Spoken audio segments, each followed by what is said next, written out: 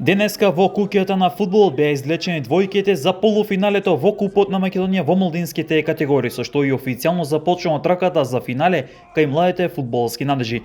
Во конкуренција на младенци, вниманието ќе биде насочено кон дуелите меѓу Академија Пандев од Струмица и Пелистер, како и дербито помеѓу Шкупи и Вардар кај кадетите. За место во финалето ќе се борат Нью Старс и Пелистер, додека во второто полуфинале ќе се соочат Вардар и Брера.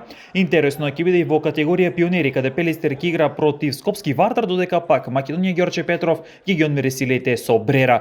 Во најмладата конкуренција по млади пионери, Брегалница од Штипки има тежок предизвик против Вардар, додека пак Пелистер ќе се соочи со Струга Тримлум.